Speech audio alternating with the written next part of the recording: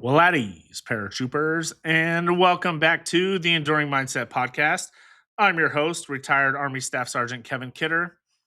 Today's guest is a blast from my past and someone I'm genuinely proud to call a friend, Adam Dunaway, a former Army Sergeant and current Chief of Police.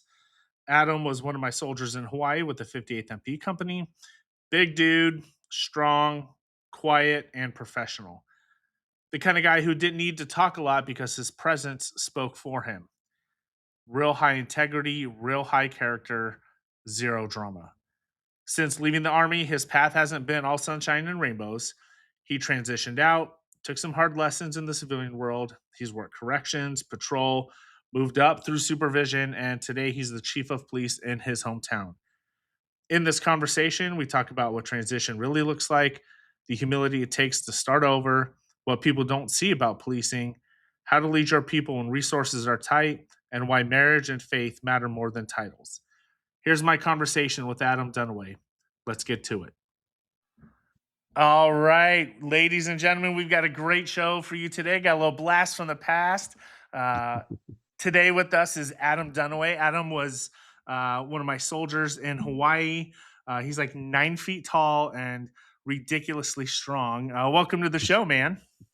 Hey, thank you. I appreciate you having me. Yeah, absolutely, guys. You're in for a treat. Adam is a very special human being. He holds a very special place in my heart. As my Oh, thank transition you. from, oh yeah, my transition from sergeant to staff sergeant. We were in third platoon in the 58th MP company, and it was you and Marcus. You guys were my driver and gunner. And I remember the brigade commander and the brigade CSM came out. We were doing gunnery, and we had the Mark 19, and we had some hiccups on the firing line, which was um, kind of funny because like we're the best, and that's Yeah, why. yeah, yeah. It's crazy. Like when you shoot those crew serve weapons and whatnot, you could be you could shoot expert with the rifle, but when it comes to, the Mark 19 or something, it's just a totally different beast. So I feel you. I remember those days. Yeah, and there's a little bit of pressure because there were some senior ups watching us, and I just remember being guys like, ignore everybody. It's just us. And after the hiccup, we shot extremely well. Um, I think we were first class on that. We got coins. Yeah. I got a boot coin from Sergeant Major Freddie Brock, who was, kind of a legend in his own right. Oh, Um, wow. and I remember in our platoon used to settle everything with combatives. We did. And you beat the shit out of me one day. It was so funny.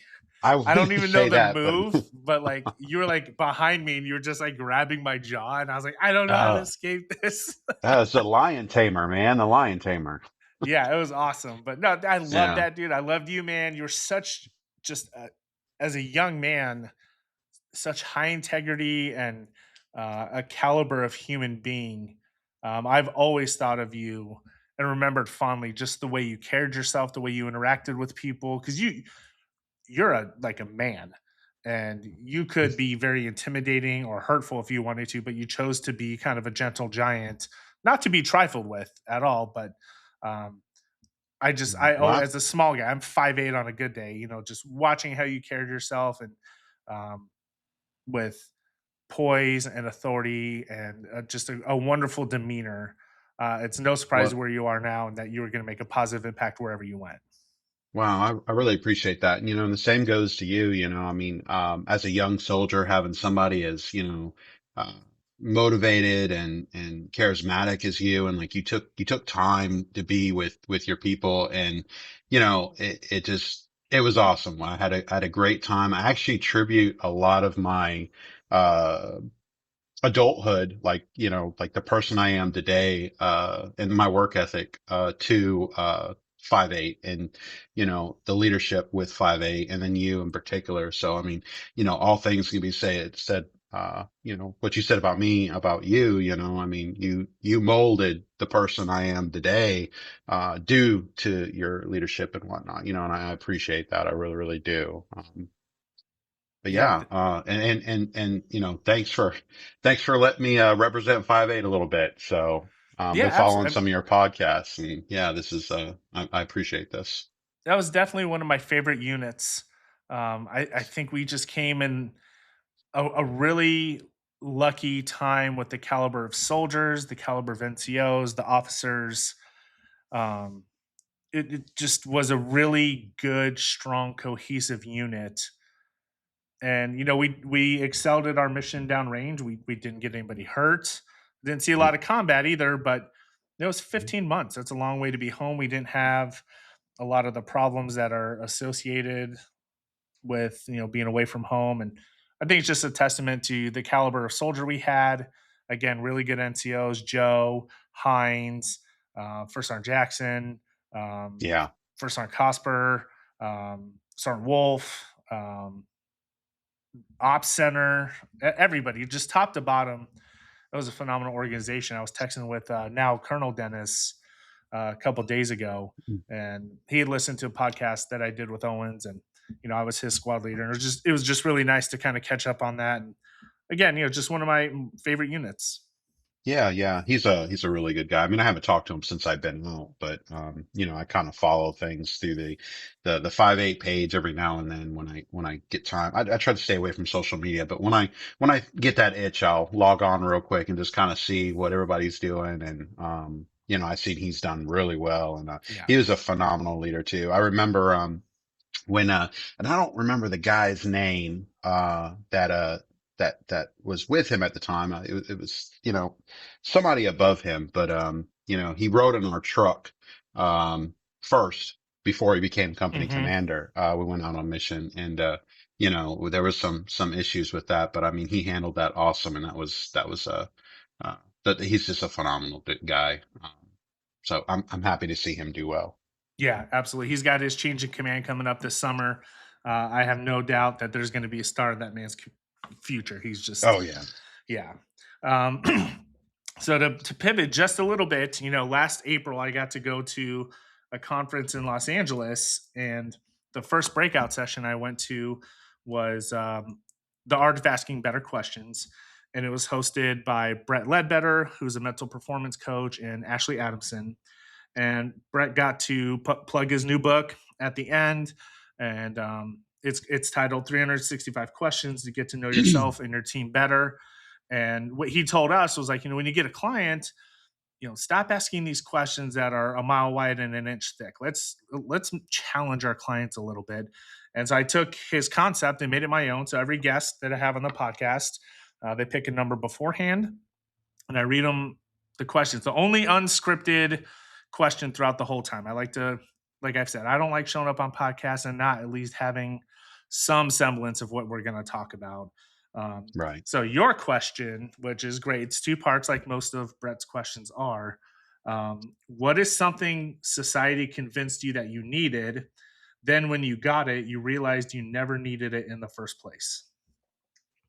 So, with my current profession, it's all about safety. And I remember I was arguing with somebody, this might sound a little long-winded, and regarding school taxes and whatnot. And I don't have any children. Me and my wife, we've been married for 15 years, and we Congratulations, by the just way. oh, thank you. Thank you. I appreciate that. Yeah, children just wasn't in God's plan, but it's good. But anyways, I was arguing the fact, you get these tax bills every year, and why do I have to pay school taxes? Why do I have to pay school taxes? And somebody told me, well, an educated society is a safer society, right? So, I kind of took that to heart. And then, I went out and I got my bachelor's and master's in my respected field, in law enforcement. And, I notice now, especially with my master's degree, that has nothing to do with my job. It doesn't help me in any way.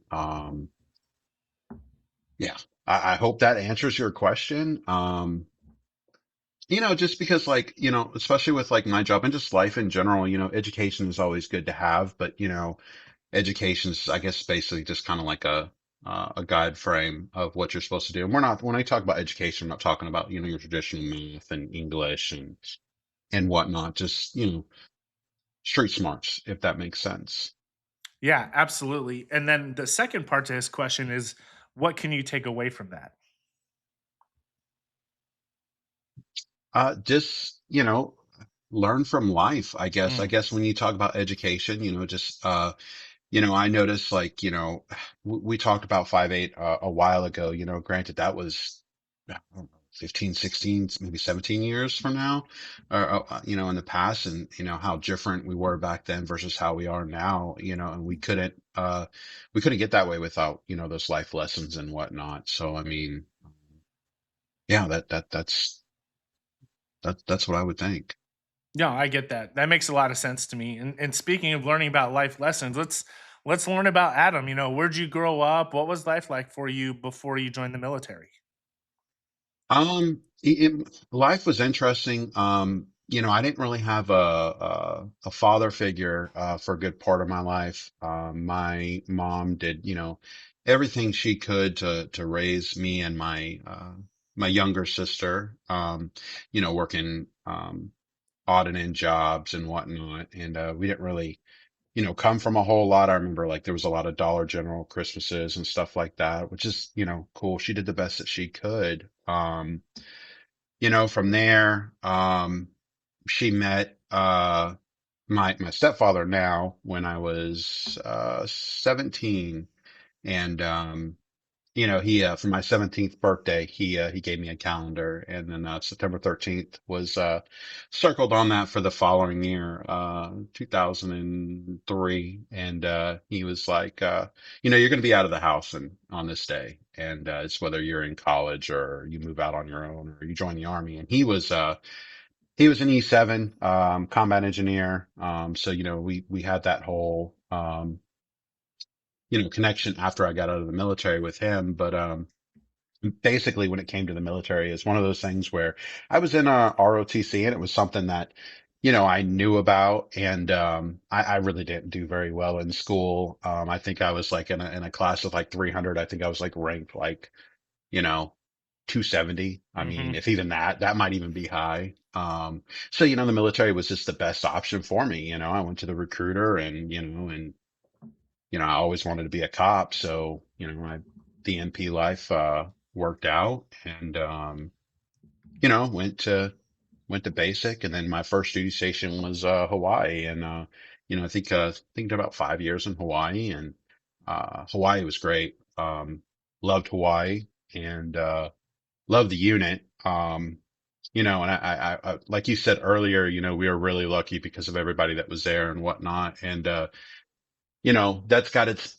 downside because what ended up happening after that, after we deployed and whatnot, and we got orders, to go to our respected areas, where we were going after that. And actually, let me step back, downrange, I made sergeant, Hmm. so I got that experience there. And from there, I went to Fort Jackson, and just I'm not going to say a whole lot. We it's a trade-off unit. It's a training unit, and it just that going from such a great unit, you know, going out to the field, doing all that other stuff, then going to the other side of things. It just wasn't the best idea. It wasn't the greatest for me, and I ended up getting out. Make a long story short, and yeah, I did some odd and end jobs. Was a security officer in for a for a resort here in South Carolina, and then from there, that really didn't work out a whole lot. We can get into that later if you want. And then I uh I went to the Department of Corrections, and that did really well. And from there, I there was a job that was opened up in my hometown, well, the town that I'm living in now, for an officer, and I've been a cop now for 11 years. 11 years. Met my wife in Fort Jackson, and we've been married since, and that's essentially my life right now. Got my got my bachelor's degree. Once I got my bachelor's degree, I wanted to move up more in law enforcement and get my master's degree, and did really well. Got inducted to the Criminal Justice Honor Society, which is a huge leap from um, being like 270 and Hmm. a 300 class to where I am now. But yeah, yeah, it's good times. I like it. We have a lot of similarities, man. Like, I did well enough in high school. I got a 2.2 GPA. I knew There you what go. it took for me to be able to play sports. Back to back injuries. My sophomore and junior year, I broke my leg, my ankle, my growth plate. Ouch. My sophomore year, my junior year, I tore my ACL. So I lost 2 seasons of football and a season of baseball. Um, I had no clue what college looked like, especially sports wise. That just wasn't um, taught to me because I thought I was just gonna. Oh, I live in Michigan. I'm gonna go to the University of Michigan. I didn't realize how difficult it was to like get Right. accepted to college. Um, but yeah, other than being an athlete, I wanted to be a cop, and that's how I ended. When I enlisted, I was like, oh, I'll just go be an MP. And my recruiter was like he had to. This dude's a wet dream. Like he's so dumb. He's not asking for anything. He's 19. Like he gave me 2 year enlistment. I was like, sweet dude, I'm gonna do my 2 years and get out and go be a cop. Oh Um, wow. and I never thought about making it a career until I hit 10 years. I did a 2 year enlistment. I think it was Sergeant Volgaway. He was our platoon sergeant at the time at Lewis. He tricked me and like he knew I didn't have a plan. I had like 6 months left on my initial contract. He had talked to the retention office, got me an airborne slot if I would just reenlist for 3 more years. So I did. And then I did Nice. a 6 year enlistment, and the window was open 3 years out. So I did back to back 6 year enlistments and still only had 10 years at the time. Like I was going to get out at 11 years um, and go be a cop. And, I even tried the law enforcement route after I retired. Um, Right. but if we circle back just a little bit, what influenced your decision to join the Army in the first place? Um, well, like I said, the man my mom actually, she ended up marrying, he was a good guy, I looked up to him. Um, and I could, to be honest with you, I could give you this all patriotic answer and whatnot, but the thing is, the guy was a good guy. I respected him, and it was an avenue that it was either that or get kicked out of the house or go to college. And I didn't make the grades to go to college and I didn't play sports. And I was already in, ROTC. So I kind of had that little background. Like I knew like kind of like the basic like drill and ceremony and the rank structure and everything like that. And then, you know, the other thing is, we kind of had, this when I joined, it was right around, it was, right after 9/11. So it just was kind of the thing to do. And, that's essentially why I joined. And it was like, this is the best thing I did. The army taught, and I tell all young people this, the army taught me so much. It Mhm. taught me discipline. It taught me just to, believe in myself. When I joined the army, I was a very timid person. And, that first,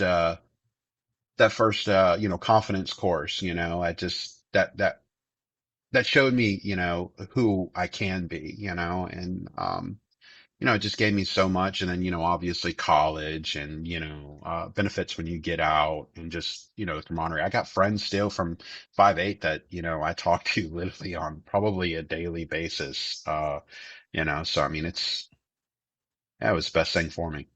I love that, and again, very similar.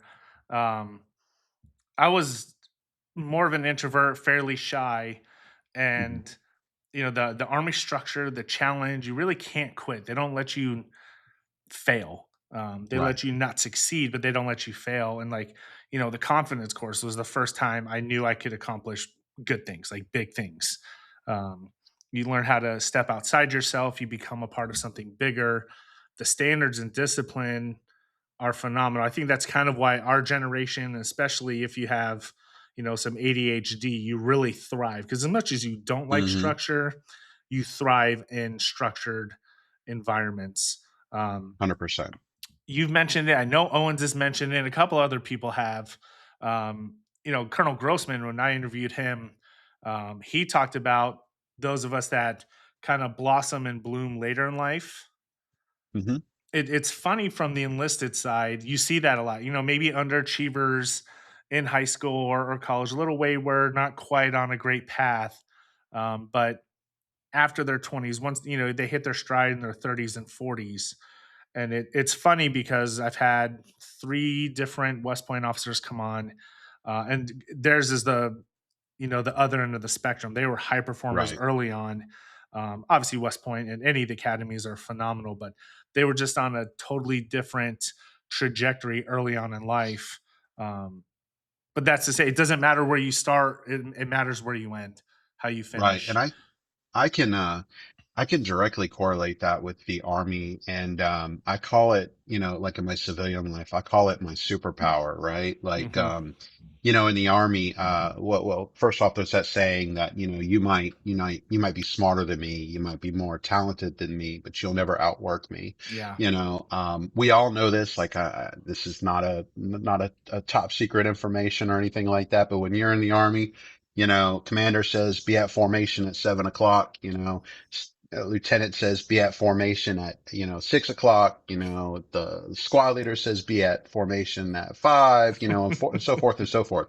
And my superpower is if I've got big things going on, there's no secret, I'll be in the office at 5 o'clock in the morning for a meeting that's at 10, and I'm here preparing from 5 to 10.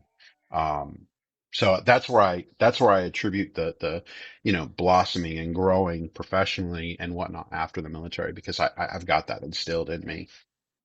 Yeah, there are some definite, like, time management, I think, is one. Um, and planning, like backwards planning. Like you just said, you might come in 5 hours early before a meeting. That is one of the things I still do. I can backwards plan an entire day, week, or month in my sleep. Let Right. And yeah, people don't do that. Like, I mean, that's why, you used to always say one thing, like when, to the team or anything like that, you should be proud of what you do. You're the 1%, et cetera, and that's very prevalent out here. You can tell like individuals that have prior service and don't have prior Mhm. service and their time management and stuff. So, Yeah, and we're in such a weird dynamic of generation of service members.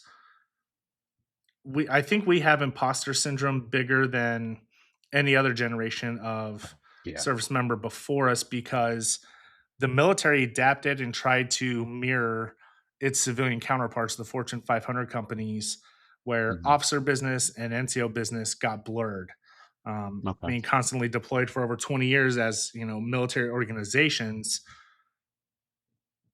relationships get close. It's not so definitive, and you get out with all these skills, and you're told while you're in, oh, you have all these things, you're going to be amazing, just get a college degree and people are going to hire you, it's going to be a cakewalk. Right.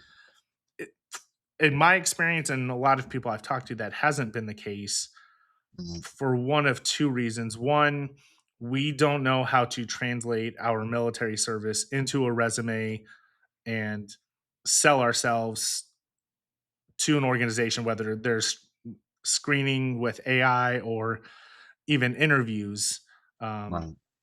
and the other is, there's a huge institutional gap between, I always say it's the blind leading the blind. You have people in the military who are trying to tell you what life outside the military is like. That's not really a good recipe. Even the civilians on base, they're still part of the military footprint. Like Right. Right. unless you're going to be in that environment, okay. But if you're not, the real world's a lot different, and you can be set up for failure. And I talk about it in the book, and I've mentioned a couple of times. The biggest mission and the biggest op order you will ever write is your chapter after the military. You have to treat it with the same intensity, the same discipline, the same preparation that you would for the biggest mission you would go to in a combat zone, Right. Right. if not more. And right. And, I mean, there's a lot of things that the military can maybe do better for that. One thing that I would kind of challenge too is, you know, and I have no idea how this could even, happen, but, you know, I believe that it would be, you're running a business, your employees are your backbone, it is what it is. But like, I think some of it too, like it would behoove like some of these, Fortune 500 companies to understand, hey, what a staff sergeant or a sergeant first class or even a sergeant does in their respective roles as in the military. And when they know that, because the issue is like you have people that are interviewing that have college degrees, Hmm. and they don't understand the trials and tribulations that you went through, or the things that you had to do. They just look at the fact like, well, I went to 4 years of school, and I did this and I did this and I passed this, but you don't have no uh ivory tower experience, if that makes sense. Yeah, it's a dual edged sword because we can come off with a big chip on our shoulder, like, oh, I wore a uniform, Hmm. you owe me. Which that sense of entitlement blows my mind because you spend whatever it's 2, 3, 4, 20, or 30 years, doesn't matter. Like you served, and at Right, least in the army, one of the army values is selfless service. Like right, I never expected anything or felt entitled, but I did fall under the disillusion that because I had a military career and a college degree, like I was automatically going to be this hot commodity. Um, right. No, and I agree with you. It's one of those things. And that was something that happened when I first got out. It's like, oh, I was a sergeant in the army, and I deployed, and you know, I guess you're right. Like a sense of entitlement. We're the 1% or something like that. And these are the skills that I have to offer. And you would be a fool to pass me up. But there's a transition period, mm. and I mean, I know the army, or the military in general, from what I understand, is doing better with that. I don't really know the whole ins and outs of it, but I know like when I got out, it just wasn't the best in the world.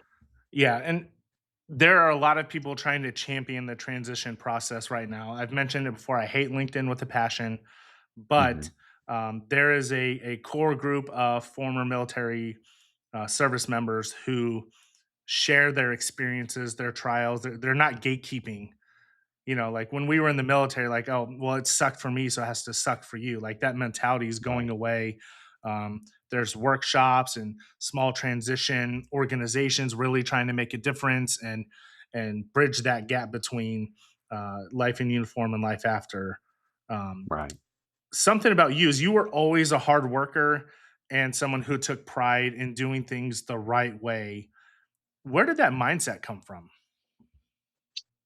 Um, you know, I say when I was younger, my mom, like I said, she was a single mother, and she was raising myself and my little sister, just trying to do things the right way for her to help her out. Um, you, that's basically where it kind of came from. And then, just to kind of build on that, when it came to the military, that you learn that that's just kind of a basic skill. Um, you do things the right way because you don't want to have to come back and, spell something with logs or anything like that. You know what I mean? So, but yeah, no, it basically came from my childhood. I wanted to help my mom out as much as I could. I was a little bit more mature in that aspect when I was younger than a lot of other things. I knew how hard my mom worked, and what she did to provide for us. I just kind of wanted to make things easier for her when I could, and I just kind of transitioned to my, adult life, I could say. I like that. I mean, it just kind of instilled. It seems like it's part of your DNA. Yeah. Um, Well, I we, hope we, so. yeah, we've hinted at it. Walk me through your transition out of the military. What was that season of life like? Like, did you struggle with certain things? Yeah. Like, so I was an MP, or you were an MP. We were just MPs. My first job is I was a supervisor for a big resort. I was a security. I guess you would kind of say like a security sergeant over like a little shift. And that was good. Um, to a point. Being, well, first off, I'm an MP. I know about safety and security. I deployed. You know, teaching, IPs how to do certain things. My head's already a little big because, I helped train a whole foreign police department on Yep. how to handcuff. I mean, I guess so. So you go out there and you try to change some things, and that didn't go over too well. It's who is this kid? This kid, he's over here trying to do X, Y, and Z. So I had to learn that, to be humble to a point, if that makes sense. And then the bigger thing was, I would say leadership was hard for me, definitely in the civilian world versus, the military world. You leading soldiers versus leading civilian. And I didn't get a Mm. whole lot of experience leading soldiers either, but just that whole chain of command mindset of, do this versus, the civilian world is totally opposite. I mean, I'll tell you a quick story real quick. First lesson I had a guy that I needed some stuff from him that he did the prior shift, and it was his day off, and I called him on the phone, no answer. Um, so I left him a voicemail. Probably about an hour later, I called him again, no answer, and I'm livid. I'm like, who is this guy not answering my phone calls? And so I call him again, no answer. And, so make a long story short, I can't get a hold of him that day. Called him like four times. And, the next day he calls me on his day off again, on his day off. And he yells at me, who do you think you are calling me on my day off? And then I'm yelling back at him, who do you think you are? I'm your supervisor. I had, you should answer the phone when I called. Back in the army, that was a big deal, right? Mm-hmm. You answer the phone.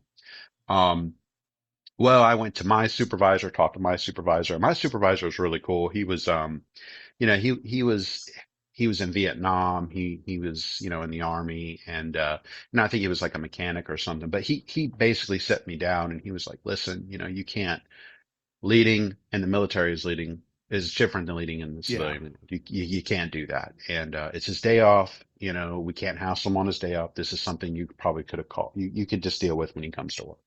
So that was a big deal. And then make a long story short, just that whole, like you said earlier, coming out of the military, hey, I'm the 1%. I did this, it was kind of a really reality check. And, the whole hospitality thing did not really work out too well for me. Um, so it was my decision. I kind of left and I pivoted to the Department of Corrections, which, was really good because it taught me how to talk to 20, 30 people at a time Mm. that committed crimes to do X, Y, and Z. So I learned a lot from that. You know, struggle wise, as far as like, finding a job and, um, whatnot when it came to that, that wasn't entirely too hard for me. And the reason for that is because I didn't have a choice. Like it was one of those things when I got out of the military, there was nothing there. It was like, here's your papers. Have a nice day. You're done. I mean, I think I went to like a medical thing for a week where they checked me Mm-hmm. and, I had to go to different appointments or anything like that, but there was nothing like, hey, write this resume or do this or do anything like that. It was just kind of like a thrown to the wolves. And, Yeah. yeah, and I'm not gonna, the leadership that I had at that duty station was total 180 from the leadership that I had at Hawaii. So I didn't have those mentors to say, and part of it was, look, my job was to work the road and that's it. And it was like, there was not like, you had different sergeants, you had Mm-hmm. this, like there was people that I would report to, but it was, it's a training unit. Like my job is just to do the garrison work of things. And, it is what it is. But there was no transition there. So I didn't really have a choice. So it was one of those things where it was like anything that had to deal with security, I just shotgunned my application and my resume. My wife helped me with it and that was it. And, so I would find those little jobs that did that. Well, the Department of Corrections, uh, that went well. I ended up becoming a sergeant over Supermax. Worked the Department of Corrections probably for about 4 years, anywhere between 3 to 4 years. And then, got out and I got out because I got a job as a cop in my hometown. And it's where I lived, and it was one of the things my wife, she actually made me apply for it. She was like, "Look," she came to my job one day and she saw all the barbed wire and stuff like that. She didn't really like all that. She's like, "Why don't you be a cop? Like that's what you want to do. That's what you were in the army for." So she really pushed me. she's a great woman, by the way. And, she, yeah, so I became a cop and I started out, on night shift and, worked my way up to, a shift corporal to, an investigator to a lieutenant to a captain to now the chief of police. So, it's, No big deal. yeah, what, I mean, it's not bad. I mean, it's not a huge department. Like, I mean, we got 13 officers, but, I'm proud of it. And, I enact real change in my community. That's Hmm. the main reason why I do it. These people are my neighbors. These people, I go to, church with them. I go eat breakfast at the local diner. I know these people and the policies and procedures and the people that I hire and the things that I do within my department. I know they directly affect the community that I live in, and this might sound selfish too. Also a point, it makes my home safer too. You know what I mean? So Oh yeah. it's, yeah, yeah. So it was, but There's some stuff I want to pull back. One, you just mentioned it. There's a true benefit of working where you live if you're going to be law enforcement because you're protecting your right, community. Um, I would say outside of New York, Los Angeles, and Chicago, because they're so huge, and really at that point, it's finding affordable housing. Um, right, if you're going to be in law enforcement, you should probably live at least in or really close to the population that you serve. right. You get It invested it, in it it. matters. Right. I think your degrees are in criminal justice. Yeah. Hmm. Yeah, same. So I have my bachelor's and master's in criminal justice, and that Nice. was kind of a reoccurring Congratulations. theme through all of them. I want to go Right. back to corrections Okay. because I'm seven figures is what it would take for me to work in a jail. Right. I no chance. But you speak fondly of it, and I would really like to delve into what you learned and what you took away because you're one of the few people I've ever spoken to about corrections that has a positive outlook and experience. Right. So, well, when I say it's a positive, well, first off, let's start out with this. Corrections was, it was kind of one of those things where, again, like I said, the transition from the military and it wasn't something that I really, really wanted to do. It was just something that it was a means to an end. I was trying to Right. find a job. The hospitality thing didn't work out for me. So it's like, well, let's try to go somewhere else. That's the total opposite. Um, there's two things that I look at when I hire a new police officer. I look at whether they have military experience or they have corrections experience. So my time at the Department of Corrections it taught me, okay, that these are guys that made most of them. Okay. Now, I mean, I'm not going to say every single one because there's Hmm. true evil in the world. Like we Right. can agree to that. Most of them are individuals that made bad decisions at one time in their life, and that's that. Yeah. There's some that, I mean, I'll be honest with you. I mean, look, I mean, I was not the best a kid when I was younger, and there were some things that I did that I mean, I could have made the same decision, Hmm. that they made, just depending on what life route I went. So that, taught me a lot. And, listening to these individuals and just, understanding their story and just having that compassion and grace to understand that, look, we all make bad decisions in life and everybody pays for them a different way. That doesn't make them a less, type of person or Yep. just a bad person. Um, but the aspect of it in law enforcement, the reason why I look at it for that aspect is that normally a correctional officer is humble. They can talk to people. They can get people to do things without using physical force.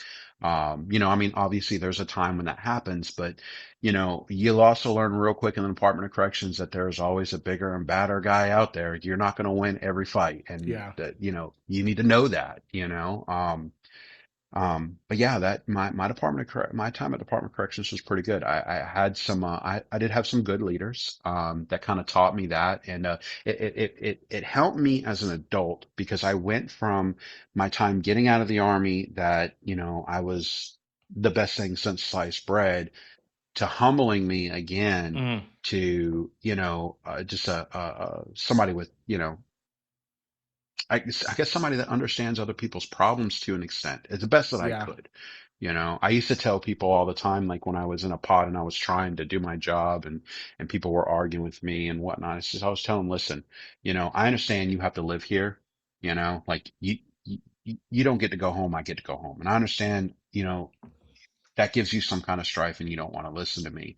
But while I'm here, I'm living with you. Right. And we all got to live together. We all got to walk this road together. We can walk this road holding hands and I can try to help you out the best I can with, within policy and guidelines of the Department of Corrections, or we can battle all day. And no one wants to battle for 12 hours a day. Like we all don't got time for that. Y'all don't have time for that. I don't have time for that, and just treat people with respect. Yeah. That's kind of what it taught me. Yeah, that's phenomenal. My Oh, unsolicited thank advice for recruiting for you, waiters and waitresses. Um, you. that is a Yeah. great. If you want to see if someone can handle a little bit of pressure, with an unruly customer, can they engage the table, remember an order? I mean, it's a forward-facing thing. There's some Right. diamonds in the rough in the food service industry, especially people who wait tables. Oh, Um, 100%. The biggest problem that we have, though, and any of your listeners that know, they're going to agree to this, and I'm sure you understand this, law enforcement is a real yeah. hard profession to get people to work for. Yep. So, yeah, Um, going back to the corrections, the biggest problem I have with our corrections system is a lack of rehabilitation that leads to a recidivism rate that is just unbelievable. right. What I mean, I know you're just one microcosm of it, but in your experience, was there anything being done to actually help rehabilitate, or because it was supermax, it wasn't really a concern? Well, yeah, so Supermax was a total different beast. So I'm not gonna kind of talk about that because Okay. that was a lot of career criminals and gang leaders and just Hmm. stuff like that. Like those were career criminals. But I actually had the opportunity to work at a facility that was a level 3 facility, which in South Carolina you have level 1, which is like the low. There's not a whole lot of crazy stuff that goes on. Level 2 is like I guess it's like your medium. Level 3 is your highest, and then the state of South Carolina only has one supermax, and that's supermax. So level 3 is kind of still like a little big deal. But one thing that they had a lot of just different programs where they would get inmates. They would they, this particular is called Allendale. They built a whole CDL track where there would be 18 wheelers there and all this other stuff, and these inmates would go and get their CDL license and have that stuff when they got out. They got to actually be in a truck, drive a course, and have that license. So when they got out, this this uh this place had a welding thing where people would get their welding certificates, and they even went as far as doing for like your really um, individuals that were kind of in there, a good portion of their life. They had like a dog training thing where, they got a dog that lived with them and their job was to train that dog and get that dog, trained up. And then they would donate that dog to a family and then they would get another dog, stuff like that to try to get some, type of just different interactions, with just different living things other than, your average inmate.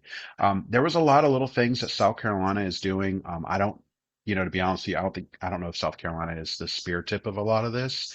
Um, but there's some things that they were doing when I got out regarding that. And then they also, started this program where, you could be a CO, but instead of being in the jail, you're on the outside world and you're working closely with, like a parole officer to Okay. get these individuals, these assistants, the assistance they need. I'm going to tell you, like, the biggest issue that we have when it comes to that, to recidivism and people getting out of jail, is these people need somewhere to go before Hmm. they get out of jail. Right. Um, yeah, and the problem is that they have to have a address and this person has to agree to have them at that address. Yep. So realistically, these people are going to their families, right? The places that they came from that put them in the Exactly. situation that they're in now. Yeah. Yep. So, that's our biggest issue, that we see. And to be honest, I don't have an answer for that. I just don't, but that's what we see. And then, individuals fall into Same trap. this yeah, exactly. Because one of the things too, and I don't know what it is in your area, but in South Carolina, marijuana is still illegal in the state of Okay. South Carolina. You can't have it if you have anything. If you have anything under a gram, if you have just anything at all, it's a misdemeanor and it's a fine. Well, the problem with that is not so much the legality of everything. Well, if you pop pot on that drug Mm-hmm. test, that's an issue for employment. That's an issue for, your PO and stuff like that. And that can have a fact of it as well too. That might be something that state legislation needs to look at or something. I don't know. I just don't have an answer for that part. Yeah. You know, talking about it reminds me of the movie Con Air. It's one of those great '90s action flicks. Nicolas Yeah. Cage has the worst Southern drawl accent ever. Um, but the federal agent Vince Larkin, he's arguing with somebody, and he says the degree of civilization in a society can be judged by observing its prisoners, and that's a Dostoevsky quote. And that's always stuck with me, even since a teenager, because I think as a society, we kind of turn up our nose at those who have done wrong. They made one bad choice. If they're not a crook, they made one bad choice, and they serve their penance, they do their time, but reintegrating back into society is so difficult. Right. Um, and I mean, there's not, I don't know, even know if there's a question or just like, you did corrections, you're a chief of police, you've been in law enforcement realm for, 15 plus years. What are your thoughts on that? What can we do as a society to embrace those who made a bad, because any of us at any point in time could make a bad decision and be in their Right. shoes. Well, I think the biggest thing is just like so I don't want to get extremely political with what I'm Right. about to say, but you know, the issue that we have is now I'm going to answer your question about coming back into society, right? The difference between you coming back into society and someone else coming back into society is going to determine this, right? So we see an issue when it comes to crime for single parent, Hmm. homes. Okay. When you don't have a father figure, I don't want to say if you don't have a mother figure, because that's normally not what happens, but if you Right. don't have a father figure in your life, you don't have a good family unit. And with that, as a society, we lose, our morals. We lose, what life is and like the value of life and what good values are. Treat women with respect. Don't take anything that doesn't belong to you. Don't do illicit drugs, stuff like that, because we don't have those dual roles anymore, especially, when it comes to corrections and I don't want to say individuals that break the law, because I could have been the same thing. Like I said, I come from a single family home too. And it's no strife against, a mom or a dad that's just trying the best that they can. But, a kid needs those. I don't have kids, but they need that attention span. They need somebody there to kind of guide them, or it will be Lord of the Flies, right? Yeah, absolutely. So, Great reference, by the right, way. right. So, and I use this reference about you. If you made that decision and you got out of jail, I'm sure you would have, and correct me if I'm wrong or not, but you'd have some loving family to go back to, Yep. people that have those morals instilled in them, that can help you along the way. The problem that we see is, you see individuals that are coming back home that are just going in the same environment where those morals aren't there, or even if they're growing up to get into the system, you don't have mom raising them, you have grandma raising them, and grandma's trying to do the best she can but grandma's also 70 years old. And, um, I can tell you right now, it burns me up the most. And my guys deal with this all the time. And I get called out there to try to assist and everything like that is, I will give you an example. One of my guys tried to, well, they had a he was 26 years old, DUI, two sheets to the wind. This is no doubt about it. Well, he's arresting him. Mom comes barreling down the street. Arguing with us. Why are we going to arrest him? He's not drunk. He doesn't do anything wrong, Hmm. and, the car's wrecked and all this other jazz. And, we just got to be able to, I guess to answer your question before I go on this crazy rant is we just have to get back to our basic morals. You Yeah. know, what's right is right. What's wrong is wrong. If it quacks like a duck and walks like a duck, it's a duck, right? So let's just get back to that. Yeah, and a lot of stuff you're talking about, I see every day at work. I work for Right. a pre-K through six school in a very poor part of Phoenix. Um, Ah, a lot of broken homes, not a right. lot of dads in the mix, a lot of grandparents raising kids, and I can see it, man. Our fifth and sixth graders, I'm just like, man, you're going down a road. Like Yeah. the stuff they do and say at school.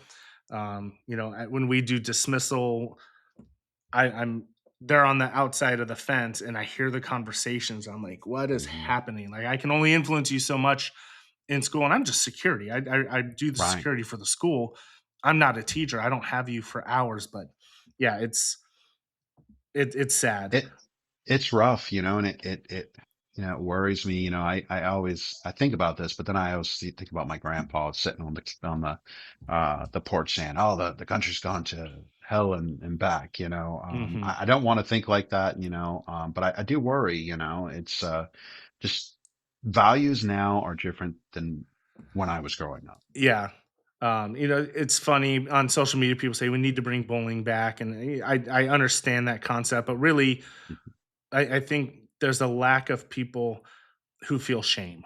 Right. I know when I was growing up, if I did something wrong, I was embarrassed and I was ashamed of Right. my actions. Um, Right.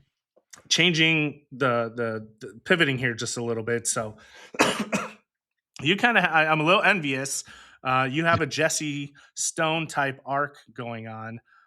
For Yeah. those who don't know who Jesse Stone is, he was a big time Hollywood homicide detective who kind of got tossed out of the LAPD. Is all fiction. Ends up Yeah. in the Northeast being a small town police chief. Love it. Love those stories. You kind of got that vibe going on.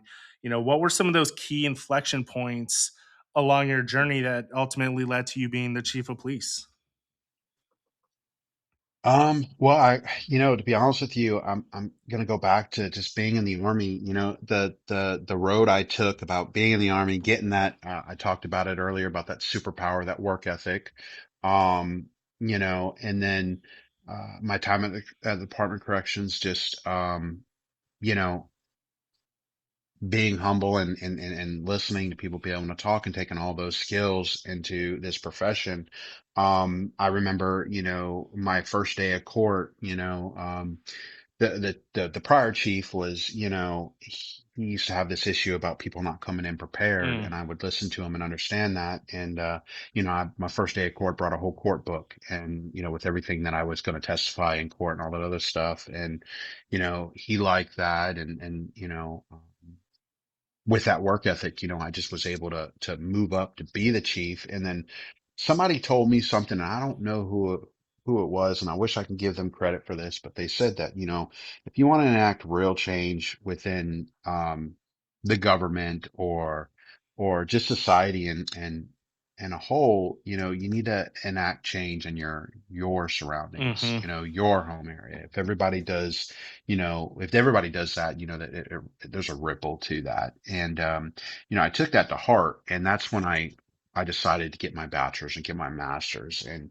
I had a lot of just different job offers. Just, like I said earlier, it's hard to hire somebody that's a cop, and the state of South Carolina is very, it's different because we get our certification from the state level, and then we take that certification anywhere within the state. So we receive Okay. it from the state, yeah, and then our retirement is also through the state. So we can go Oh, nice. anywhere. Yeah, yeah. So we can go anywhere to any agency, keep our retirement. Everything's through the state. It just is what it is. So when I say that, there was a lot of just different job offers that were out there. I had one that sometimes I kick myself, in the rear a lot about. I could have went to the state law enforcement level Mm, and worked, on their investigative side of things. And, I didn't because, this is my home, yeah. I get that enjoyment out of it. And I think because I had that, mentality, and I had that, that drive just to make my home better. That is what really, really got me to where I'm at now. And, yeah, I love I that. believe yeah, thank you. Yeah, it's the old adage, "Be the change you want to see in the world." Right. Same concept. I like that. The military and law enforcement are very similar, and yet they're very different in a lot of aspects. What's something the public maybe doesn't see or understand about leading a police department? Well, um, so, well, personnel issues are always an issue.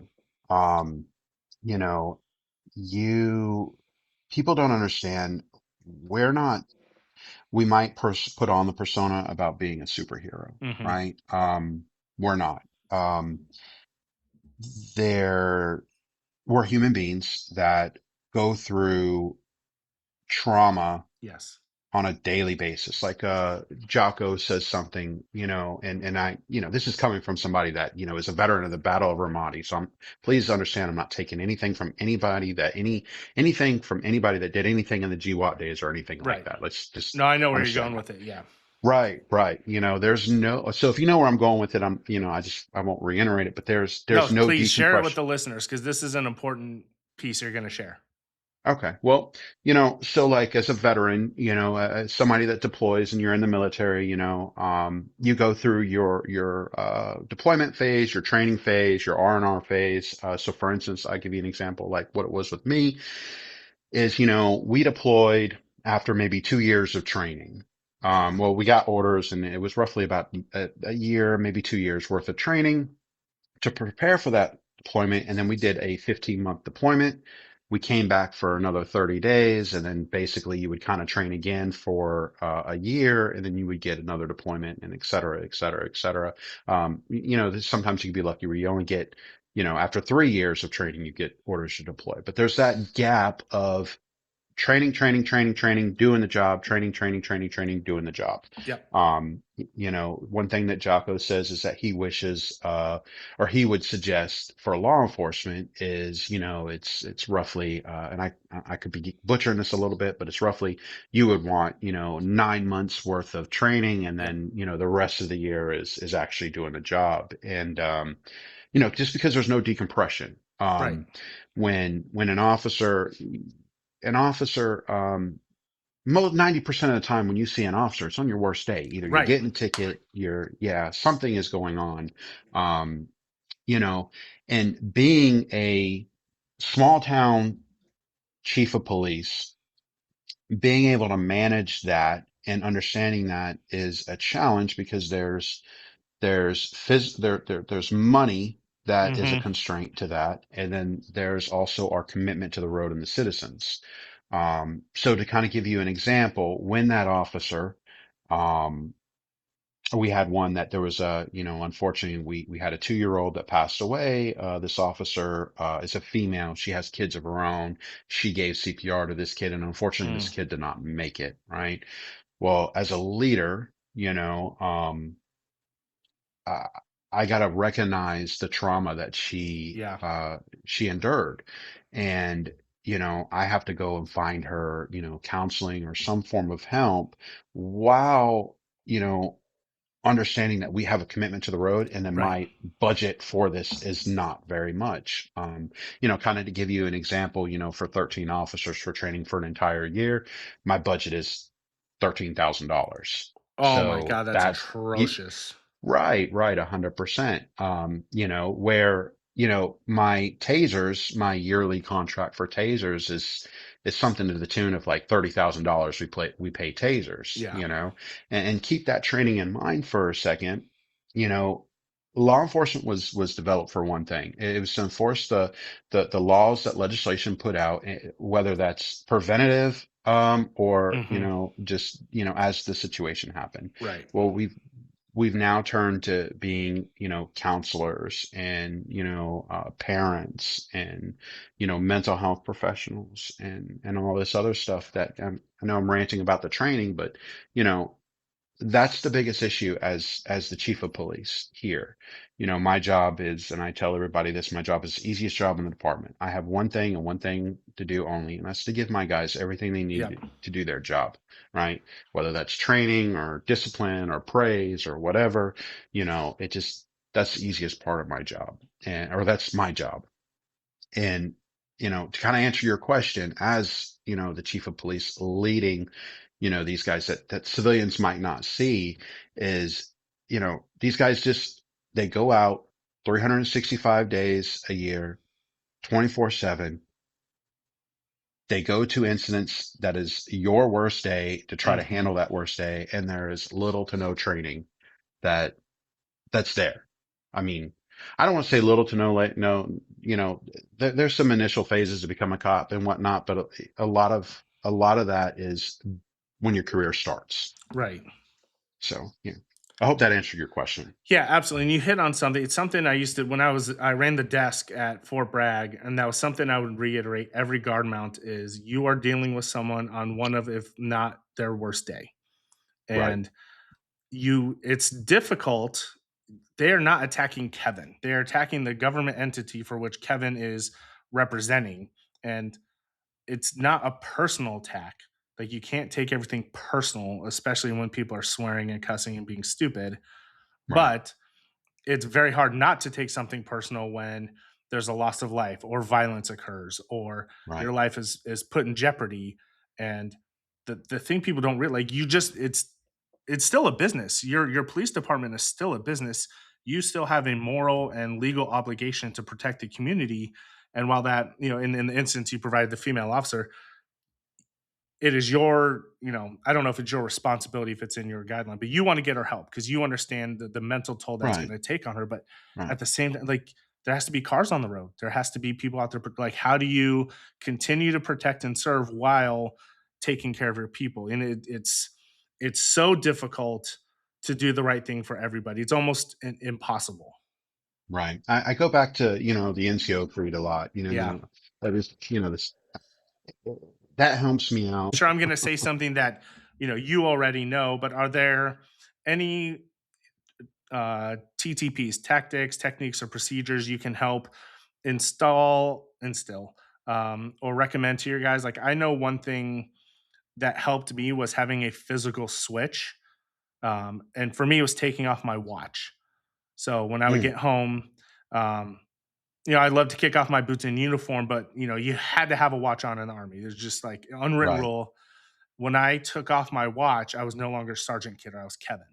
And I didn't figure right, it out till the last year of my, almost as I was retiring, probably the last 2 years, because I knew I wanted to get in law enforcement, and I'd done a lot of research on the trauma and the lack of closure that law enforcement professionals experience. And one thing that helped resonate was you have to do something that tells the mind you're safe, you're at home, you can go from red to yellow. Very rarely will anyone ever go yellow to green, but you can at least uh, de-escalate your level of awareness, right? That heightened state of awareness you're in when you're on shift. And for me, it was taking off a watch. I don't know if you've done that, or if you have any TTPs that you would recommend or have found successful. well, so I mean, and that's a great tool. The problem that we run into with that, and and I don't really have a great answer for this. Um, it's kind of like a two-part answer. So the issue is when a cop gets off, the bad thing is with today's society, cops are being doxxed. Hmm. People know that you're a cop. So Hmm.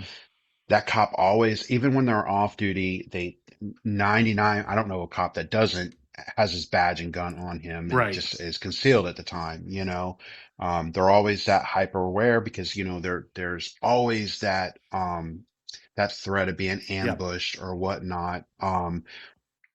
What we try to do is we just try to explain to people, look, when you park that car and you're at home, you're Kevin or you're Adam, and, don't bring work home. One thing that used to be big for me is, and I kind of try to do this is, I got a row machine at the house. Okay. When I would get off of work, I would just go row for 30 minutes and that worked out. I try to, I got an officer that likes to go home and just lay on his bed and just listen to music Mm, for 15, 20 minutes. yeah. There's all like, we don't have like a per se, like take the watch off or anything like that. And like I said, it's hard because even when you're out there with your family, you know, um, I'll give you an example for me. When I'm home, because I live in the town and I'm the chief of police and people know where I live. I mean, I've had people come to my house about a ticket that an officer gave Oh, them, so it's rough, but I've had guys get approached hmm. while they were out at Target with their family Yeah. about,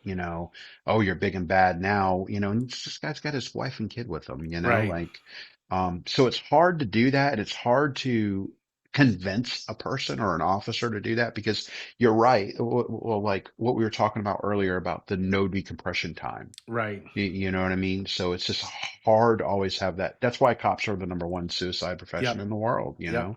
or the number one divorce or alcohol abuse. Yeah. It is what it is. Now, the second part of your question, one of the biggest issues that we have in law enforcement or officers have, especially new officers, is they go out and they make a good charge. They take a bad guy off the street and they do all this work. Sometimes this work can be, anywhere between 50 to 60 hours worth of just paperwork, just nonstop paperwork. Um, Solid case. They take it up. We have what's called a solicitor's office here. Up north is the DA's office, for a reference, and the solicitor's office could look at it and they can say, okay, we're not going to charge Yep. this. We're going to charge this, or we're just going to get rid of it. Yeah. Right. I tell officers when it comes to that, our job is one thing only, and this is fine, probable cause. That's it. You found your probable cause, whatever they want to do with it, that's on them. You did your job. Yeah. That's kind of like one of the mentality things that we kind of push out for them. Yeah, that's got to be tough. You put in all that time and effort, especially if it's not a simple case. Maybe Right. there was emotional trauma or physical violence, something, and you do everything you're supposed to do as a law enforcement professional, and then the other, you know, third of the criminal justice system doesn't do their job, and that's frustrating. Um, Right. Right. I had a guy that, just to kind of paraphrase real quick, because I don't know. I mean, I got all the time in the world, but I don't know what you got. We, uh, we had a, we had a sexual assault. It was a good case. Spent 162 hours on it, getting bank footages because he went to the ATM machine to pay this child. Um, Went, arrested him, um, got bonded out, killed himself the next day. oh, geez, People could say, oh, well, justice was served.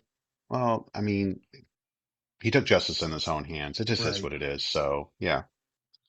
But Pivoting off of this into maybe some more positive messages. So you mentioned you've been married for 15 years. Can you mm, explain the importance and the significance of a strong spouse and what that means to you personally and professionally? um, yeah, I tell my wife this all the time. We're giants amongst peasants. Me and my wife are a team, and I think that's extremely important. And it's not to insult anybody when I say that. It's, the giants amongst peasants, comment. It's just, that's important. You need to always have someone in your corner, Hmm. someone that you respect, someone that that has your best interest, in their heart, and then that you have their best interest in heart, and that you go through life as a team, because it can get lonely if it's just you. Professionally, my wife was a victim advocate for 8 years. So, you know, professionally, I would ask her questions. She could help me out on like the victimology and, stuff like that. It's always good to bounce those ideas. I mean, heck, to this day, I mean, I give her stuff to proofread a good bit. Can you proofread this? Because my spelling is atrocious. Um, it's just always good. Like I said, it's just good to have somebody in your corner that you have that mutual respect for and that you love. Yeah, If that answered 100%. your question. Sorry. No, yeah, and it's in my opinion, outside of, believing in a higher power, is the most important decision you'll make, which is who is going to be your life partner. Who are you going Right. to come home to? Who, just like you said, my wife is extremely supportive. She met me after the military. Um, met me when I was struggling with figuring out who I was, what was my purpose, how do I reconnect with people. And she's been an absolute champion and supporter of the podcast, of the book, and the crazy notions I get in my head. And um, Nice. it's unbelievable the sphere of influence and scope of responsibility they have on you directly. I mean, your Right. physical health, your emotional health, your mental well-being are going to be intertwined with that relationship. So a strong, Right. healthy, tenacious relationship is vitally important, especially in a profession like law enforcement. Right. Right. Well, I'm happy for you, man. I really am. My wife, like I said, she's my best friend. So I mean, I totally understand where you're coming from. It's just good to have somebody like that. Yeah, 100%. So you've mentioned faith a little bit. If you don't mind sharing, what role does faith play in your life? Well, so it plays a lot. So let me start like, I believe in God. I believe in Jesus. I'm not as educated as I need to be, with it. You know, God's there, right? Like I've Hmm. seen God in signs. I listened to a jail call where a lady is saying the Lord's Prayer to her son, and our jail calls, they average by seconds, and his seconds for that jail call was 777. Mm, So, I see that, and I say I'm not educated enough. The problem is with, my profession. Well, my role as the chief of police. There's a political side to this. There's 13, churches within my town. That's 13 Sundays going to 13 just different churches. So, I have to take some from here and some from there. And I don't have a life coach or like a personal, pastor per se. It's something that I'm not proud of. I try to live my life, the best I can when it comes to that, if that answers your question. yeah, absolutely. And unless you went into seminary or something like that, chances are we're all behind on Right. the technical and educational aspect of it. But I think Jesus commanded us simply love your neighbors like we love ourselves, and Right. tried to live like me, right? We're all going to fall short. But, he was sacrificed on the cross to absolve us of those sins. So when you mess up, you get up and you try. It's like being in SEER school, right? You're going to break. Right. But when you do break, you make it as hard as possible to break again. Um, Right. it's been an incredible conversation, man. And as we get towards the closing, we got about four more questions left. Um, what advice would you give to someone in the military that's getting ready to transition out and feels unsure of what their next step is? Mm. Um, two things. One, it's real simple. There's services out there. Go to your VA, go to your Legion, get those services. It was told to me, by somebody pretty high up in Dave that, the money Dave being allocated disabled for, veterans? yes, Okay, sorry, okay. No, you're yes. good. Um, that, money is allocated through the VA for every single veteran that's here. So you're not taking anything from one veteran to another veteran. So just get those services. Okay. That's advice number one. Um, the second thing I could say is be humble. Mhm. Understand that you are the 1%, and understand that to the fact that not no one is going to know what you're talking about. That no one is going to understand. Sometimes the things that you went through, and just be humble about that. And um as you said earlier, syndrome is a real thing. Just be humble. You know, understand that those individuals, they didn't go through the same things that you went through, and they're not going to understand your trials and tribulations. So, Yeah. Yeah, yeah, and it's I think we struggle to want to be understood.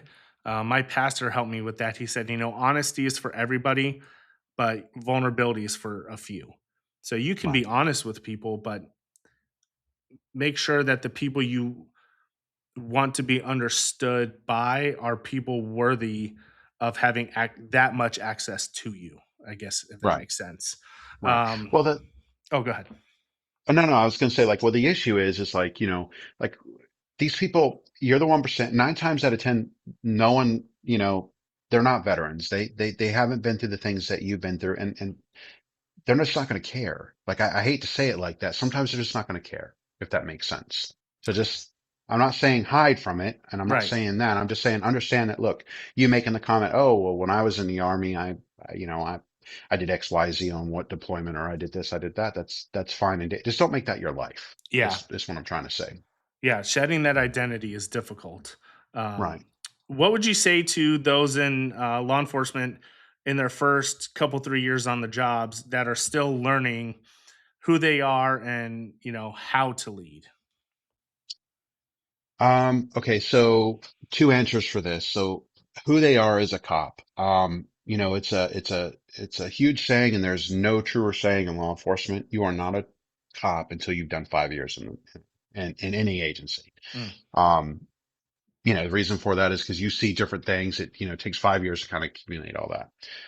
Understand that this job is too big for you to be perfect at everything. Okay, mm. be good at a lot of different things. Find your niche in law enforcement, whether that's canine investigations or just being a road officer or whatever. Find your niche and perfect um, that part of your job. Be the best thing at what you want to be within this job, and just stay humble. Mm. At the end of the day, look, at the end of the day, don't let your emotions get the best of you. Bad guys are always going to do bad guy things. If they get away today, they won't get away tomorrow. And it's not the end of the world. Don't risk everything on your emotion. I Hopefully absolutely that answered. no, yeah, Okay. absolutely. And I love how you talk about um, perfecting your niche. I think that's a good life lesson in any profession. You know, law enforcement, it's a lot easier to explain because, like you said, there's canine, there's SWAT, there's investigations, Right. there's traffic. But even in the business world, there you can get a business administration degree, you can get marketing, you can get finance. Like it's okay to find something you're good at and just be really good at it. And really that's a great way to show how valuable you are to an organization in whatever Right. professional endeavor you're in. Right. And to answer the leadership part of that, it's the same. It's literally the same answer to a point. Understand as a leader, I'll tell you right now, the chief of police, I'm the head of my agency, right? I have a guy that loves to do traffic. He's a DUI king and Mm, he's been in law enforcement for 2 years. I'm going to tell you right now, I'm going to go to him if I got DUI questions. yeah. Be humble. Understand that people are good at the things that they're good at and they've got that training. Just understand that. So And you've mentioned humility and being humble a couple times. Reminds me a couple Bible verses. James 4:10 says, "Humble yourselves before the Lord; He will lift you up." And Luke 14:11 says, "For all those who exalt themselves will be humbled, and those who humble themselves will be exalted." So there's nothing wrong with being humble, guys. It's a here, here. it's a great character trait. Um, what's one piece of wisdom, one takeaway you want to leave our listeners with today? Hmm. Uh, You know, um, just do the best you can. At the end of the day, that's all we can do. If you don't give it 100%, you can't blame nobody but yourself. Um, I think that's the best advice I can give you, or give. Yeah. And Yeah. then lastly, so at that we're all gonna die, right? At some point, where Mhm. our time on Earth is over. What do you want your legacy to be? So it's interesting you said this because I've listened to some of your podcasts and, you've got this thing going. Um, and I've actually thought about this because I don't have kids. My legacy is, I mean, it's essentially gone when my immediate family is gone. Mhm. You know, I would say my legacy is I just want the people that I know that know me, that I love them and I did the best I could. That's basically it. Dude, So I love it. I'm telling you, this it makes me so happy, right? And I mean, I know you as a human being anyway, so I know you weren't going to say anything crazy, but just again, it's every single person has come on and talking about making it positive. You want the people in your life to know that they were loved by you, that they felt that, and then you did your best. Like right. it's not cars, it's not bank accounts, it's not, tangible, quantifiable things. So thank you for just reconfirming that. I love it. Adam, this has been a great conversation, brother. I Well, thank you. very unique. We haven't done law enforcement. We haven't talked about um, a lot of that societal stuff. So thank you for sharing it. Thank you for Mhm. sharing your experience, taking time out. I know chief of police, it's not an easy job, even if you want to call it a quote unquote small department. It's still something you're in charge of, as a business, as a human being, as a leader on so many levels. And I think your town is Mhm. extremely lucky to have you. I know you as a man. Well, You thank can you. hear the And passion you have in thank the you. And law I enforcement. appreciate, oh yeah. And thank you so much. And I appreciate you having me on. Anytime I'm always available, I'm proud of what you've done and I support you wholeheartedly. It's always great to see veterans do great things. And, this brings joy to me, man. And I'm really proud of what you've accomplished. Oh, well, thank you. Dang, man. Just another great episode. Adam, I'm proud of you, brother. Not because of the title, not because you're the chief of police, but because you've stayed steady. You've stayed humble, you stayed consistent. And that's what real leadership looks like. To everyone listening, this episode wasn't about law enforcement, it was about responsibility. You don't need a badge, you don't need rank, you don't need a platform. You just need to lead where you live. Lead your home, lead at your work, lead in your circle, and do it with humility. That's my biggest takeaway. Adam mentioned humility a few times. He's the chief of police, he's the big dog, and yet he said, "No job is below me." And when he was talking about the young stud, the DUI king, he had no hesitation to say if he had a question, he's going to go to that guy and he's going to ask him. Get great at something. And as you progress, if and when you get to a position of influence, don't forget where you came from. Don't be afraid to ask questions. And, there's something about the boss showing that they are human and they're willing to ask for help. If something in this episode resonated with you, you're not alone. Transition is hard, identity shifts are hard, healing is hard, but none of that has to be done in isolation. Reach out, make sure they're a fountain, someone that's going to pour into you, not a drain. Initiate or have that tough conversation. Take the first step, be a leader in your own life. If you found value in today's episode, please consider sharing it with a friend, leaving a review, or sending it to another veteran or leader who might need to hear the message. You can find us on Instagram, Facebook, Threads, X, YouTube, and Amazon Music at enduring underscore mindset underscore enterprise. Check out the website at www.enduringmindsetenterprise.com. You can find out more about the business, the book, the new nonprofit arm, the Enduring Mindset Foundation. This has been the Enduring Mindset Podcast, reminding you that your past may shape you, but it does not have to define you.